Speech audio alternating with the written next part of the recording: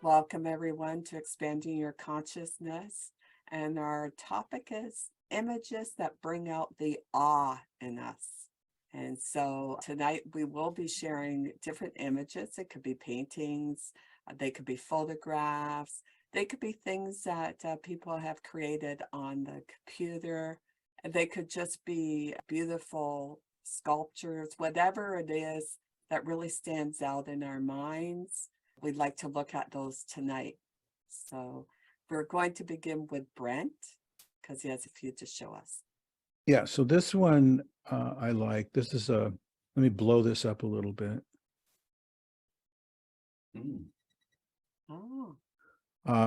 So this is a lady who did some interesting stuff starting back, I think, in the 60s and 70s, because I remember seeing her at Catherine Andrews, and I remember seeing her at a couple of Holbein weekend kind of shows. So she did this really cool artwork. And Oh, wow. That's incredible. isn't that beautiful? Oh, the Yeah, ascension wow. of Jesus. Yes, the ascension of Christ. Yeah, I had this in a poster form that was up on the wall where I lived for 20 years or so. And it disappeared. I don't know where it is now, but yeah, these were like $6 a piece back in the day. Wow. Wow. That's spectacular. Yeah, it's really, really beautiful. What's her name again? Catherine Andrews. And what does she do the images in? I don't know, oils probably. Mhm. Yeah, she's got I went to her webpage once, and she's got a lot of her artwork there that you can see. Okay. All right, so let me see where we're going to go from here. Okay, this is just one that I found that I liked because I like the coloring, basically. Yes. We're not going to find anything as good as the last one again, but I should have saved that for last. But this is has that futuristic kind of feel to it, right? With what's in the foreground, and then the water and the sky and the human eyes. Yes, it's really lovely. The dolphin. So, wow. Wow. There's a hippopotamus down there, isn't there? Oops, sorry about that. Is there a hippo in there? Oh, is that what's down in the lower corner? Yeah, right beside, or just this Right side corner, of the dolphin. Yeah. Oh. Something. Okay. Yeah. And then this is just a mandala that I found that I really liked. Wow. Yeah, That's the colors are spectacular. great on that. Wow. It almost starts like the surface of the sun. Yeah, the eclipse. Wow. Got the solar eclipse going there. Yeah, I like the mandalas that show up in my mind when I'm in the right state of mind. Yes. They're like that. Yeah, that's spectacular. Yeah, that is. Wow. Okay. And let's see if there's anything behind. Oh, there's another one. Okay. Oh, yeah. Wow. Wow. Oh, yeah, that's like my ayahuasca experience. Uh-huh. Yep. Yeah. Very much so. Yeah. Wow. So when you are having an ayahuasca experience like this, can you control the movement of and the changes of it? Or is it just like a painting? No. It does it move? Yep. Oh, yeah. That's just, one instance, and then it just continually, goes in and out, but it's like that. Every molecule is full of movement and color and, all kinds of images. But yeah, just amazing. And this is so detailed. There's a lot in there that you can see. Yeah, that is. Yeah. Very much so. Yeah. It's like a mirror image, right? They're both identical on each side, right? Mhm. Mm. And it's, yeah. Yeah, boy, you can see a lot in that. Mhm. Yeah. Obviously done by somebody who saw something like this. Yeah, yeah. Yeah, there's some, ayahuasca art people out there, and it's very much like this. This is amazing, though. This is it's more detail than anything I've ever seen in a rendering. How did you find this, Brent? Well, I occasionally I do searches on the internet, and I'll search for pictures. I'll just type in mandala picture, Yeah. and then all these things like this will come up. And I've seen hundreds of them, but I don't save all of them. Yeah. Yeah. This is great. See if there's another one in here. I showed you that one. Yeah. Oh, here's one I want to show you. Yeah, this is George Tucker. George Oh. Tucker is a very interesting artist, and he does things like this, appealing to a deeper sense of awareness. But it's almost as if it's showing unaware people blocked off, right? But Like they're in their cubicle, they're in their box, they're not thinking beyond it. but they're starting to Ah, look Yeah. out above it. They're waking up. They're waking up. It was always open, Hmm. but they weren't paying attention. yes. Mhm. I guess you're right, because there's some heads you only see the top part, the crown. You don't see them peeking over the top. Mm-hmm. So interesting. Very thought provoking. Yes. Yeah. Yes. Wow. Wow. Cool. Okay, that's all I've got for the moment. I'll have some more in a while. Yeah, that's very good. Thank you. Oh, let's see if I can get larger. Yeah. See if you can do the magic Brent thing. Oh, look at that. Okay. It's a bit pixely, but that's okay. Yep. So Venus symbolized the arrival of love. And of course, that's the same thing Jesus symbolized in Christianity. And the observations that we can make are that on the left side of the screen where well, let's look at her figure, first of all. When she looks at us, she's got one hand up over her heart. Now, most people would interpret that as over her breasts because it's modest, and Christianity tends to be a sexless religion, and the other one covering her genitals. Well, that's probably indicating two kinds of love: the love of human beings, which would be the right hand, her right side, as we face her, and the other one over her heart would be the higher love. And on the lower human love part, we've got another figure there rushing to cover her nakedness, and we've got land and trees and all that. And on the higher love part, we've got angels and flowers blowing in the breezes and water and wind, as opposed to land and solid earth and all that stuff. So I think this is he's just trying to communicate within the context of this European schools that he was a member of, one of the Medici schools in Florence. But the thing that fascinates me most is if we look at her face. Now, you can't see much of that face. I can't on my screen, but I've seen individual detail of it. They just show the face only.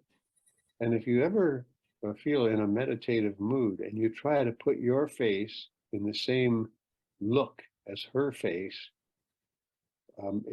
there's a very good chance you'll catapult into a higher state of consciousness. Wow. And that's what she symbolizes, the arrival of a higher state of consciousness in your life. So, and when they first come, there sometimes you can be a little afraid. Some people get sexually aroused. It has different effects on people because they don't know what it is at first. But there it is. Botticelli's interpretation is that it's the divine thing on one side and it's an earthly thing on the other. Yes. Okay, let's go to number 2. This is Michelangelo's favorite Sistine Chapel thing. And when he was painting this, the Pope came in, just, walking around with some guests and whatnot. And the Pope looked up and he said, "Oh, look, it's the creation of Adam." And then that was taken, because the Pope cannot make mistakes, that must be the creation of Adam. That's God on his cloud being held up by those angels. And there's Adam over there being created. That's the conventional. However, my teacher was not conventional, and he had a different interpretation of that. And so first he looked at the God figure, and he noticed that the God figure is more tense, whereas Adam, the man figure, is more relaxed. And there's tension there, and the angels that are holding him up, they're holding up his little cloud. They're a little worried. They get worried looks. Come on, Lord, you're going too far here. His interpretation is that in their world, God is trying desperately to reach us. The God is not aloof. He wants to connect with us. And all we have to do is raise a little finger, and we won't even do that. So that's quite a different interpretation than the creation of Adam. Can you zoom it in a little more, Diane? Can you make it larger? It's almost too that they're showing God is life, right? You see all these children and that around him, angels, and man is lacking life almost, right? He does look pretty lackluster there, doesn't he? Yeah, he does. Yeah. Yeah, that's a good observation.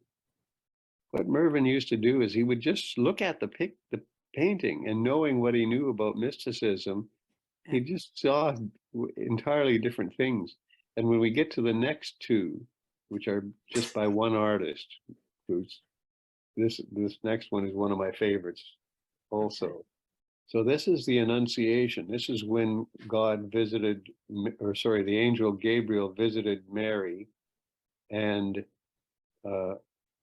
asked her if she would bear the Son of God. So a couple of interesting things that in this one. In their religion, in their faith, Mary was extremely highly placed. So you see here in this one, the angel is even below her. He's making sure he's below her and looking up at her. So it shows reverence for the feminine.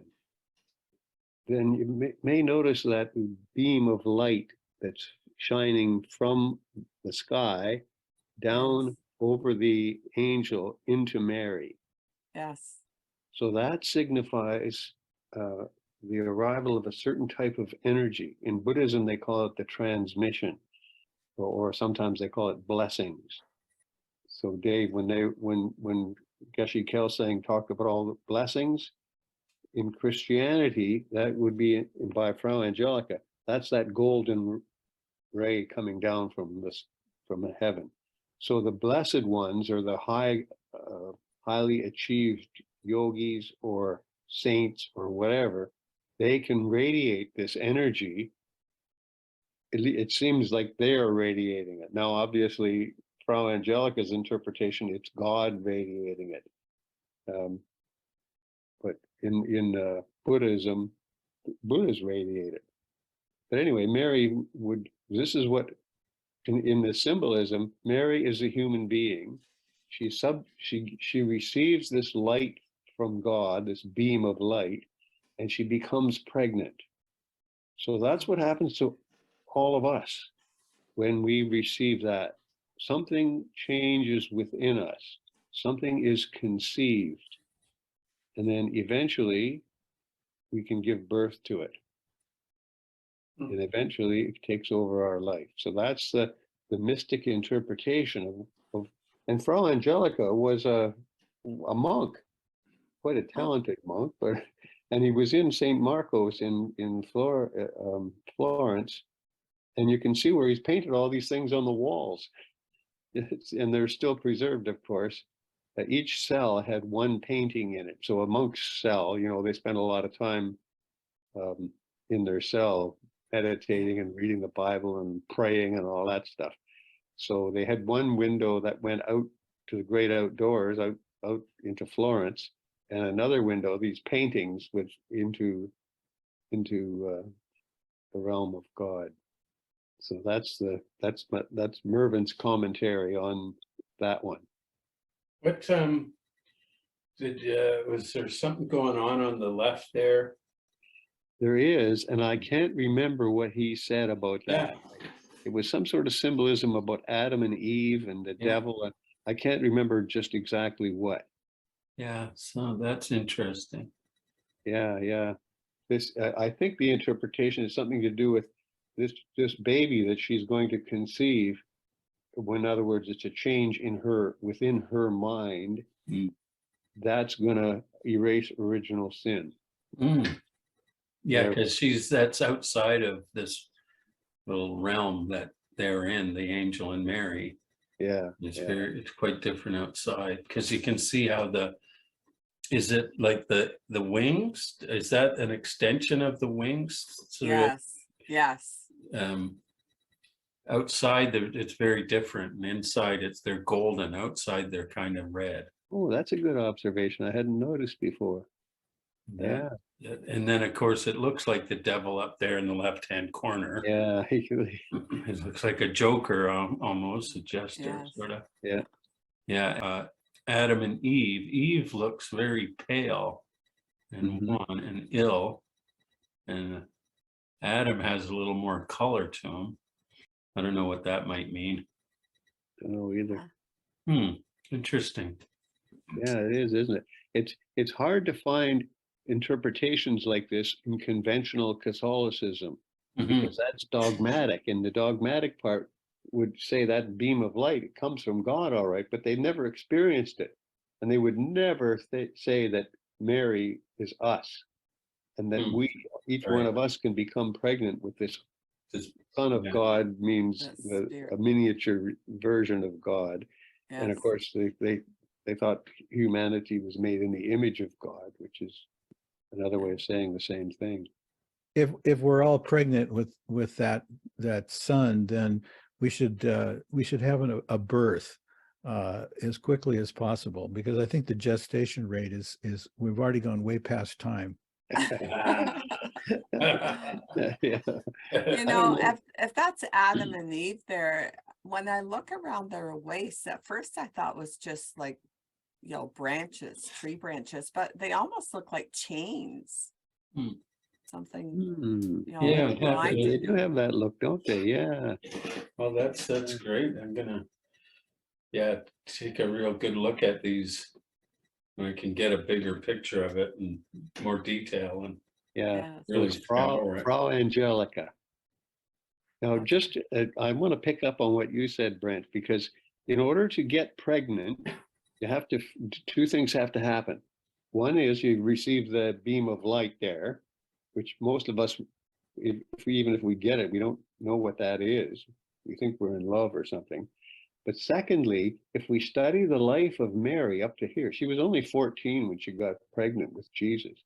If we study her life at the age of 14, she was extremely devout Jew who did all the correct things. You know, she lived in a monastery and all that.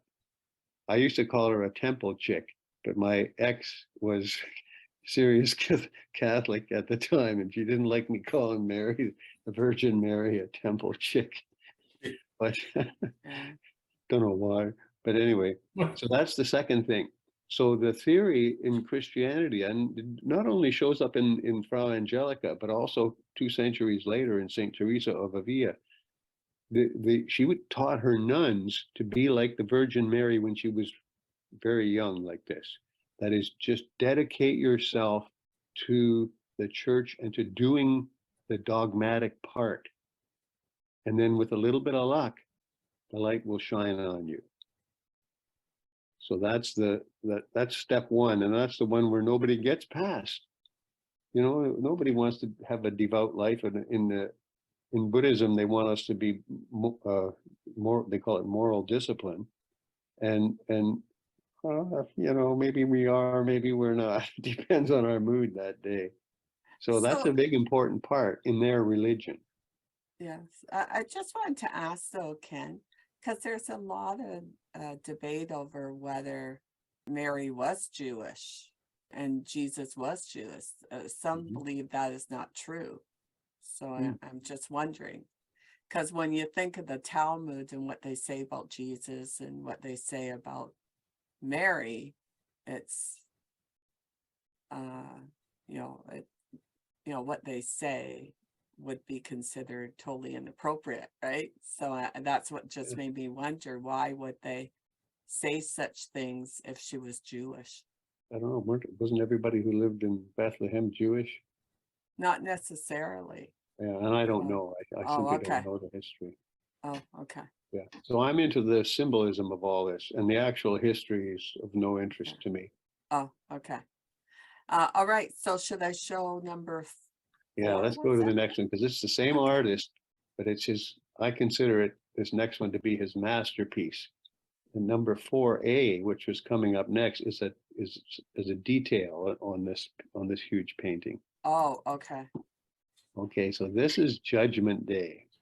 And in the middle at the top there, we see Jesus, the judge. And that top bit, the sort of roundish parts, that's heaven. So you Oh, want to get there. Now, if you look over on the right, that brown part, you don't want to go there. So, and if you look at the oh, crowd of people on the leftish side of all those, see what happens is that on Judgment Day, the the trumpets blow, the dead all rise, and that's all them at the bottom there. And then some go to heaven and some go to hell. So that you can see the ones he's painted there on their way to hell. And of course, there's hell right over there. So that's where you don't want to go. That's where the sinners go, you know, but you better get all the rituals done before you die, or you're liable to be there, striking terror into the hearts of the oh. Anyway, then there's the other ones, the hopeful ones on the other side, and they're just waiting for their judgment day, for their name to be called. Now this is the interesting part, and we'll look a little more closely at this in the next detail. okay. You see on Sure. the far left, there's a circle of people Oh, here. holding, Yes. yeah, Yes. holding Here. hands. And Yes. then there's around the outside of that circle, there's a few angels. And what the angels are doing is they're walking around to the people in the circle and tapping them on the shoulder and saying, "Come with us. There's another way." Oh, And then if you look at the circle at about 10 o'clock, you'll see sort of a goldish thing at the top there, just above it. Yeah, that here. thing. Here. Yeah. Yes. Okay. So when we see the close up, we'll see that that's one of the angels and one of the people who was in the circle. And they're going up secret stairs. This is the Oh, back door to heaven. So the way you achieve the back door is not through obedience and what do they call that? Dogmatic Catholicism, but through receiving that light that was shown in the Annunciation. So those who receive that and respond to it in the correct way go to heaven up the back door. They don't have to wait for Judgment Day. They can just go up as living beings now. So now let's go to the next one and see the close-up. It'll just be the close-up of that far left side. Oh, right here. Yeah. So that's Oh, the angel yes, with you one of can them. see two people and Yeah. this their backs. Yeah. And One's an angel and one's a person. yeah. And see, there's angels around the outside selecting people to go there. Ah, Then there's an entrance there, and of course that's where the secret stairs go up. So so there's there's another way to get to. angels. There are angels in the circle too, right? An Yep, angel, an angel, Yeah, quite the a few. halos are there, Yeah. some of them. Hmm. Oh, So all that oh, has, I can't remember all the details, but I do remember this secret way to get to heaven. And so so when we think about some of the stories in Christianity and in Catholicism, we usually think of the child's view. That is like Santa Claus, everything's magical and all these firm rules are in place. And for some people, that's what they need, so that's what they get. But in the Renaissance, in these secret schools, or not so secret really, the guy's a monk. He's devout. There was a higher truth taught, where it's the adult version. So not all the stories are like Santa Claus and the 8 tiny reindeer. Some of them have really deep symbolic meaning that affects our lives. And so that's what Mervyn used to teach. He'd say, okay, now see, that was alive and kicking in the late 1400s. So that's a long time ago. And then he was teaching it about 20 years ago to me. And he was teaching the same thing, but with different mythology. He was using something from a European mystic. They were European mystics at a secret school, but not, I mean, this is straight Catholicism. So the other ones had different interpretations. There's a whole bunch of these that he talked about. This one is my favorite, the whole thing. But Michelangelo also did a Judgment Day, and it's on the wall of the Sistine Chapel too, and it's just as spectacular as this. And of course, he was a better painter. I mean, he was probably the best painter ever. So and one of the most holy artists ever. So he would really have a handle on the interpretation, and couldn't be asking the Pope for his opinion. so I'm just looking at those two figures going towards some sort of structure. Yep. And it's almost as if they're given the illusion they could walk through it. Yeah, it But does. the material world is just an illusion kind of thing. That's an interesting thing. I hadn't noticed. I Yeah. thought there was a door. See that red thing in the very upper corner? Yes, I thought that was the top of an arch, and they were going through that. But I see what you mean now. If the red doesn't go all the way down to the ground. no. Yeah, they're kind of going through a transporter beam. Yeah, or like a matrix. Yeah. Beam me up, Scotty. Beam me up. So Yeah, that'd be a modern interpretation of Frau Angelica's painting. yeah. Beam me up.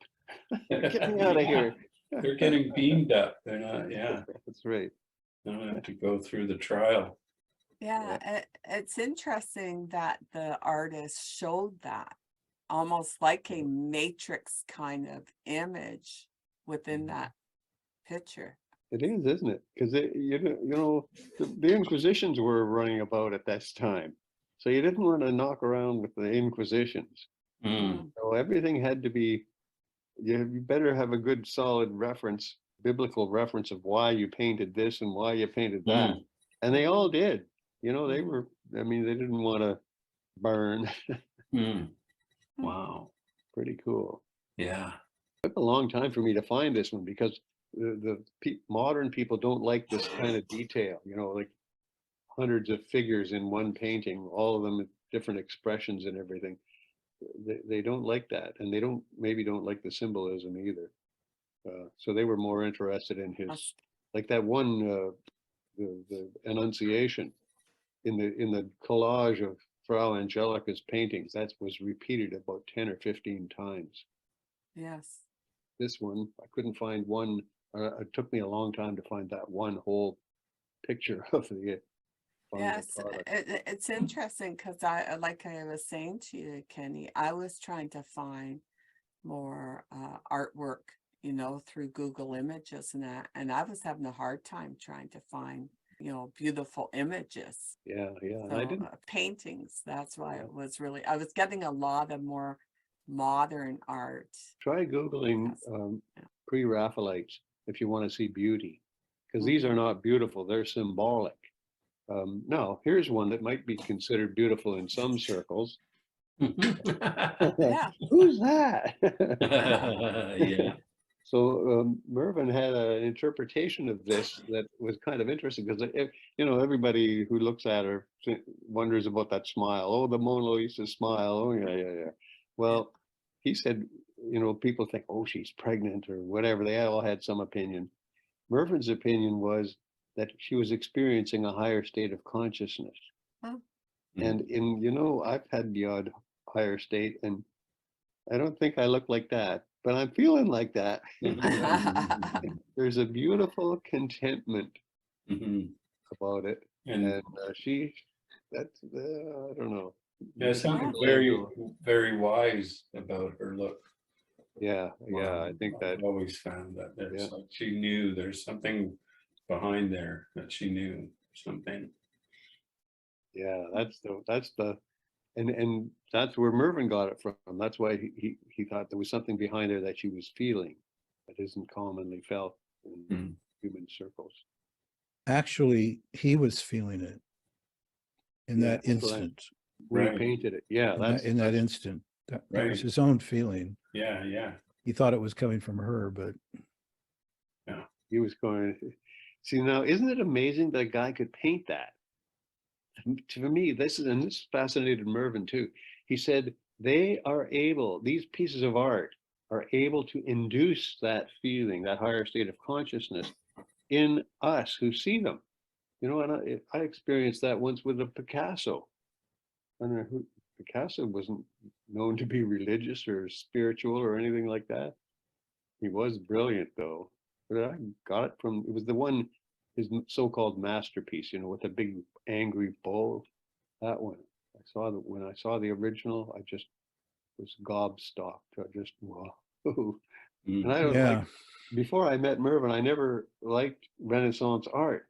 And the time I saw the Picasso, I didn't know anything about, I didn't like Picasso, and it was before I knew Mervyn, but I still felt that feeling from when I saw the painting. It was amazing. yeah, we have to be careful in not associating spiritual with special things, because it's like everything's within it, not it within other things. You know what I'm I not mean? sure what I did. I missed what your Well, I meaning mean, is. spiritual is really anything that makes you feel like not physical. You know, it's anything that does that. So in a way, spirituality is the holding place where all this other stuff comes and goes. Spirituality doesn't really come and go. It's always present, along with oneness and love and all these things. They're always present. It's just putting our attention on them. And so that's just the way I see it. So sometimes I'll have a incredible feeling like you were just talking about, and I won't have anything to do with anything that I would normally associate with being like a spiritual scene or a spiritual context or whatever. And it'll just be something that'll happen inside me, because I think I don't really know what spiritual means in totality. And then every once in a while I'll get a feeling like that. And then I'll know that, oh, it also includes this context.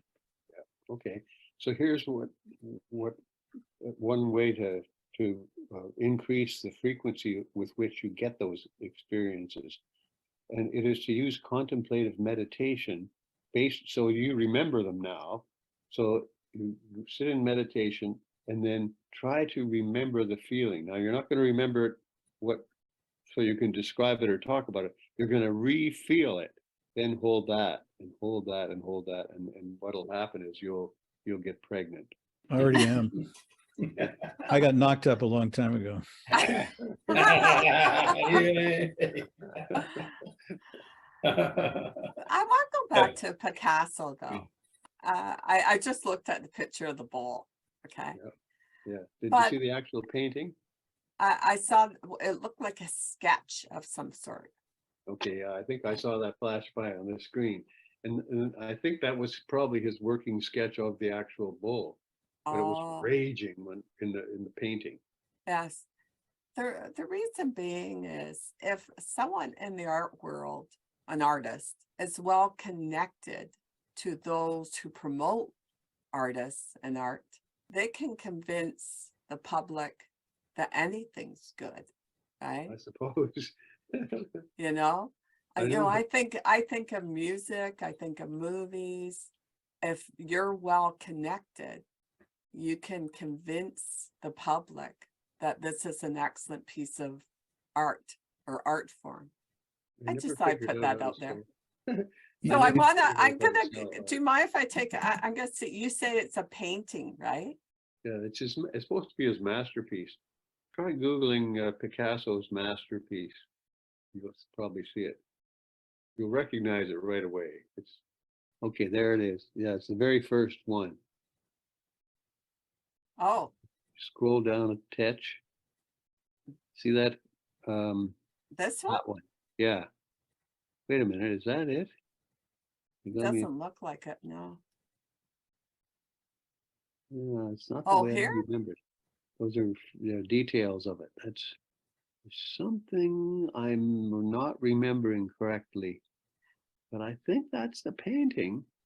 Okay. Because I did see, like I said, I saw a sketch of a bowl. But when I look at his art, There it is. Yeah, that's it.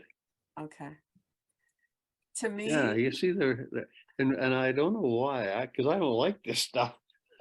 yeah, and to me, there's nothing what I would consider spiritual or uplifting about it. To me, I No, look at there that you- Yeah, and I could give, you know, like a small child, like a pencil or something to do something like this. But if he was, and I've never researched him, I've just never been interested in his work.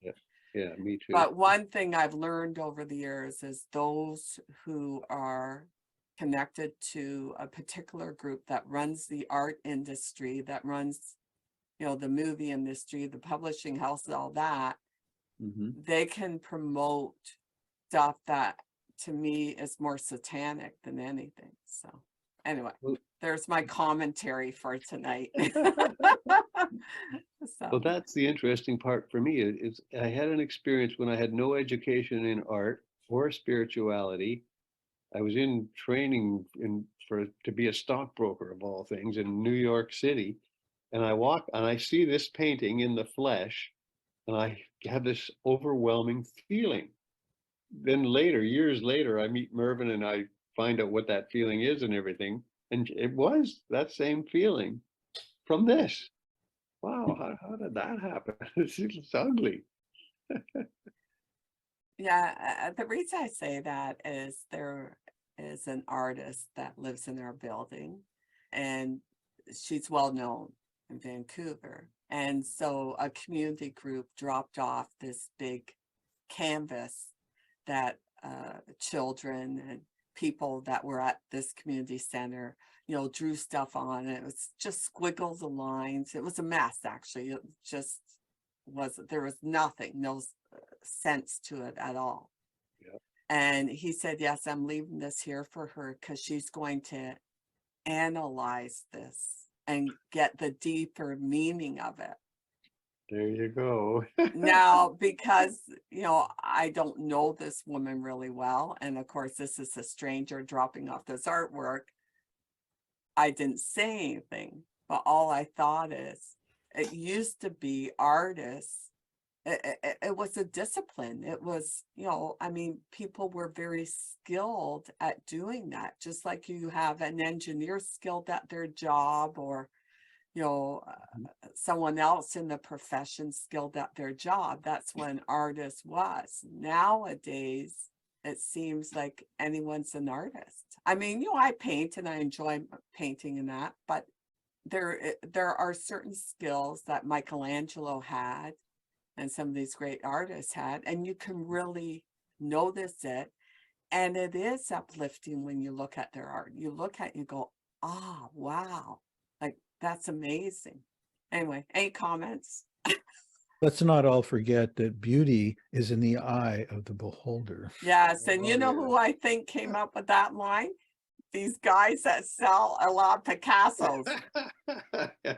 Well, I mean, Picasso's agent. what one person's Satan is somebody else's cup of tea. You know, I mean, we're all at various levels. So I don't. Yeah. If you don't look at it as one's better than the other, you just look at it as a different perspective on it. Yeah. Well, here's an interesting story. I used to hang out with a Yeah, but guy. can I have to, comment on that, Brent, Okay. because when I look at what's going on in the world and I see people living in tents on the street and, people struggling, I go, and I've said this before in other videos, what's going on? Now, do we just say that's the way it is? That's your perception, Diane? Well, I don't think it's my perception. Should those people be living in tents on the sidewalks of our cities? Well, Right. I agree with you. I wasn't saying that everything that comes in front of us is just beauty in the eye of the beholder. I mean, I was talking about artwork. Yes, but art is really important to the psyche of the human being, right? And these people who control the art world, control, Hollywood, control, the publishing house and that, they know that. They're often planting stuff out there to affect our subconscious mind. So when I look at Picasso and that, I go, what do I see? I see a very messy mind, right? So anyway, Yes, but be are you interesting. seeing, but are you seeing his mind or are you seeing your own? I'm seeing his mind. He's the creator of that artwork. Yeah, but I mean, it affects different people differently. I mean, the one we just looked at, I mean, it didn't appeal to me at all.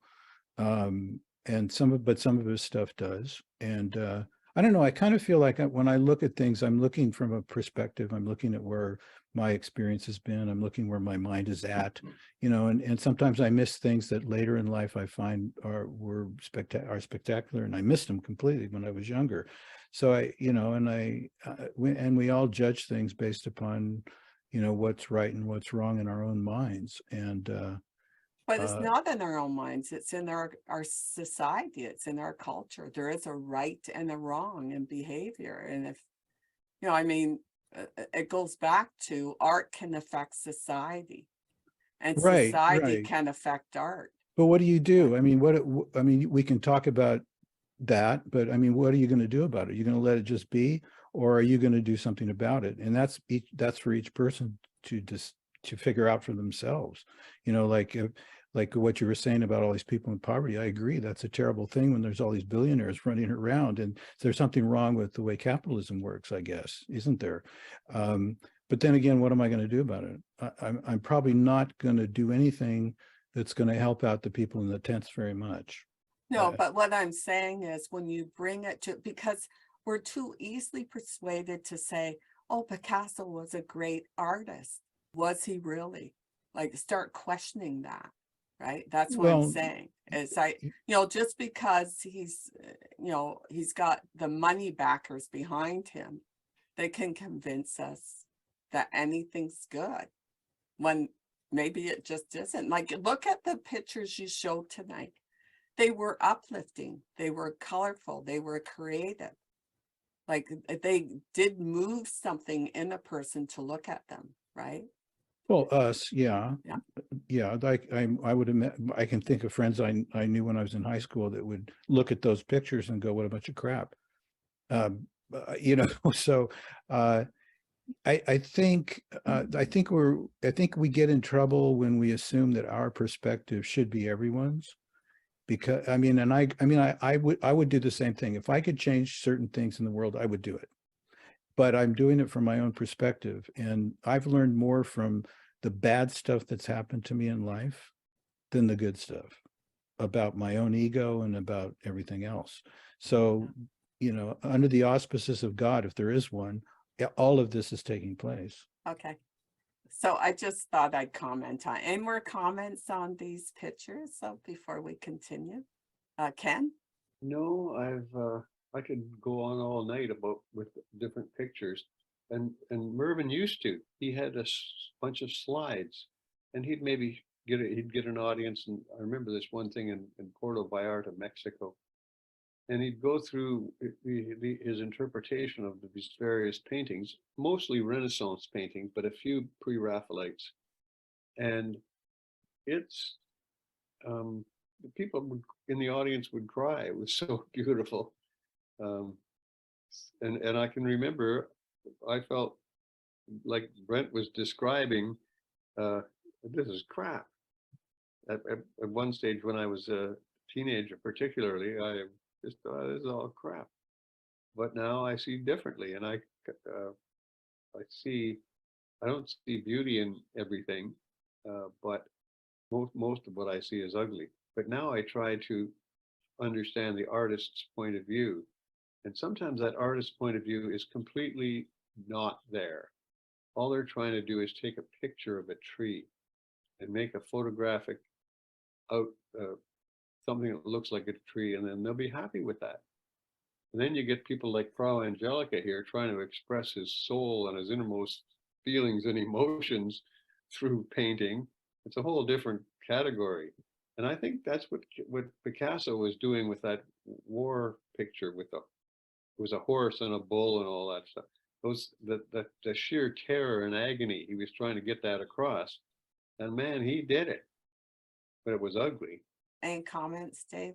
Oh, well, I mean, that's a good point. He wasn't, I guess he was trying to portray something very disturbing, and yes, he did it. And it's up to, you to study it and figure out what he's trying to tell you about whatever he's trying to express. So much like this, if you're willing to take the time, this painting, you'll start to see it. You can go understand their mind, understand where they're coming from. So yeah, I mean, Picasso and a lot of modern artists are expressing the madness of the world, and maybe they're not trying to promote it, they're just trying to express it. Maybe their feeling is that this will shock you into realizing that the world is ugly, and maybe you're inspired, or you want to do something about it, maybe. I don't know. Do you guys remember, I don't know, 30 years ago or so, there was a popular singer who took a crucifix and dropped it into what was supposed to be a bottle of urine. Yeah, that he was an artist. Yeah, I thought it was a girl. I thought it was a lady. No, it was a man. He was a shock artist. That's how they labeled him. He came out of New York. Right. And it was called the Piss Christ. Okay. Yes. Okay. So now most people saw that probably and were offended or thought that was the worst art they'd ever seen in their life. And then one day, not too long after that, I think on Ted Koppel, they were talking about that. And there was an artist on there that I got to know a little bit later on, that I just ran into her someplace. But he asked her, what do you think? Do you think this is like bad art or whatever? Do you think they shouldn't have done that? And she said, no, I don't feel that way at all. What he was trying to say is that in modern times, the message of Jesus ends up, like this cross ended up in the urine. And the artist was trying to say that. He's trying to say, where are Jesus's words today? Where is the love of brotherhood? He's saying, I think he's saying, where is that stuff? Well, it's in this bottle of urine right here is where it is, because that's where people put it, because they're not interested in that kind of society where we're all equal. Now that was another interpretation of the same thing. So if you kind of like look at it like that, it's hard to say whether the artist really thinks that Jesus belongs in urine, or he really thinks that he's just been put there by society. And you could go either way on that, unless you talk to him. Yeah, I mean, there's the literal, And then they always psychoanalyze everything and come up with something, right? But anyway, okay, Dave, you're saying? No, that's no, I'm done. Okay, so I mean, I just took images I thought were interesting, so we'll see what happens here. This is the one that I posted to promote for tonight. And I was trying to find where it was, but I think it's Mexico. There's a cave of crystals in Mexico, and I think they just put lighting in there for this. But I just thought it was such a spectacular image. That's why I used it. And I saw a documentary on that cave, and it's unbelievably spectacular. It is. And if they've added lights to it, then great. I think it's about 95 degrees in there, but aside from that, it's, I couldn't even believe there was a place like that. Yeah, I thought it was all, trickery. They just photoshopped this, but that's the scale of these crystals. And the size of this cave is unbelievable. And I think they were mining, and they were pumping water out of this area so they could go in. They were underground pumping the water out, and they come into this cave. This was actually all immersed in water, very hot water, and formed these crystals over some huge amount of time, and there they are. And you can't stay in there for very long. It's so hot. Yeah. So then I just love that. It's beautiful. It's so amazing. amazing. It's nature. It is amazing. Yes. And then adding the lights to it really enhances it too, right? Because I've seen the pictures where it's just the white crystals, and that's beautiful too. But to see how they did the lighting was spectacular. So here's another one. I don't know if it's the same crystal cave, but I just thought was a fascinating image of crystals in the cave. Mm-hmm. And then and I would think maybe this has been photoshopped. I'm not sure, but it's a beautiful composition. Yeah. Crystal cave. In fact, I would bet that's a drawing rather than a real place. Oh, yeah, could be because of the way they're laid out here. Yeah. So. Yeah, nice. I'd like to go there. I always love the northern lights, so it's nice to show this. And you can see, I guess, that maybe they're lights of a town here, but I just thought this was spectacular. And do you guys see these at all in your area? Not very often, but they not like this. Some very rarely they will come down, but you have to go a fair bit further north to really get to be right in the aurora. But no, we get them occasionally. It's just if unless you're out in a dark area, you'll miss it, but no, we do get them. When you were in the far north, Dave, did you see things like this? Yes, from about September, and first year I was there, I got out in November or late October, so I had about 2 months, and I would go out every night, and they started, questioning my sanity. But because I would go out, I'd get dressed up and I'd go out every night and just look up into the sky, and that could have been me right there looking up. But it was, that was. When you see them, do they change very slowly, or do they change like quicker than you would think? Actually, sometimes it varies. It can be very fast, and the multicolored and just sweeping. It's changing shapes very rapidly sometimes. Sometimes, yeah, they just hang in there for a while, but they're constantly changing, and sometimes very, very quickly. Yeah. Again, I just thought this was a great image of lights. And just the shape of it, right? Mhm. And I just love what photographers do too, right? They do fantastic pictures.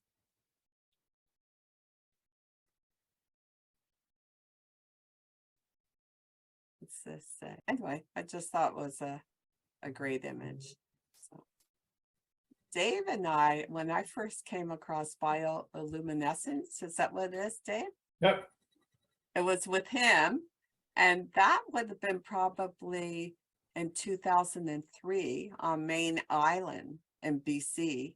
And Dave and his buddy were walking in the dark, and they were going down to, I guess, like a river. Dave, was it a river? It was the beach on the, It was the beach. Oh, it was? Okay. Yeah. And because I remember a lot of trees, and we had to go down like a gully or something. But anyway, but the bioluminescence was green. It was like a fluorescent green. And I was trying to find the same fluorescent green, but I just came across the blues. But it's just spectacular to see them, right? So Yeah, And it's not a reflection of light. It's no. it's light coming, it's like the light of the sun is not a reflection. The light of that is not a reflection. So it's more intense and more real. Yeah, what are they, Dave? They're Noctiluca, Noctiluca? a little organism that when it gets shaken up, it gives off light. Is that because it's upset or happy? I was in Puerto Vallarta once and experienced that. Oh, And did what you? I did, yeah, and so I was Puerto on the Rico. beach Yeah. and I reached down and I picked one up, and I had a little bit of water in the palm of my hand and this little tiny round blue glowing thing. And so what you're looking at there is a million of them. Mhm. Wow. Yeah. Billions of them, I guess, right? Yeah, yeah. Yeah.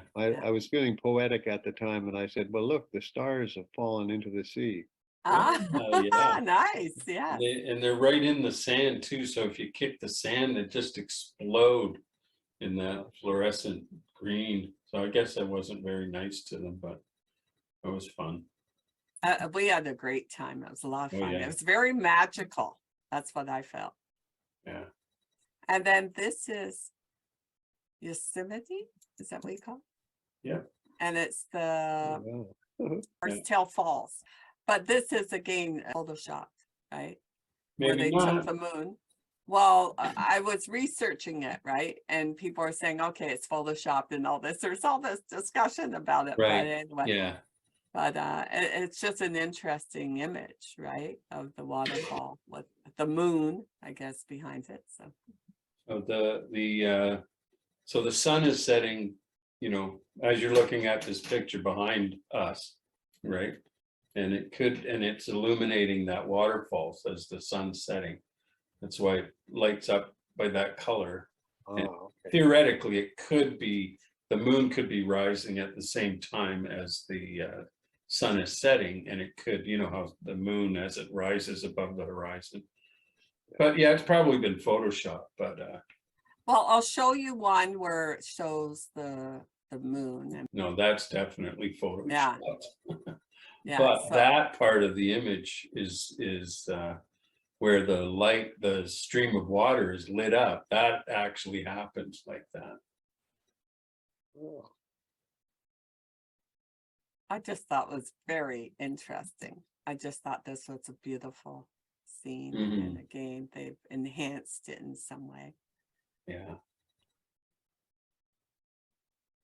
Just sparkly, right? That's what I liked about it. Mystical. And this, I like the futuristic kind of look to it. And then you have huge planets and small planets. And Yeah, there's a lot of movement in this one. That's what I liked about. And I'm just interested on how creative people can be, right? And then this was interesting, photograph. I think this was Iceland. And it's just the type of lens he's used, right? To enlarge like the foreground. And then you have the rainbow, right? The double rainbow, right? So Double rainbow. They've played with that one too. yeah, yeah. Well, you will get double rainbows like that, but you can see where they've. Yeah, Oh, you do something get there. double Yeah. rainbows like that. Yeah. Yeah. But this part for sure, I think, is just the lens of the photographer camera. So, but yeah, great shot. So, and I just like the earthy look to it. So, Mhm. and that's all I have right now. And Dave, do you have something?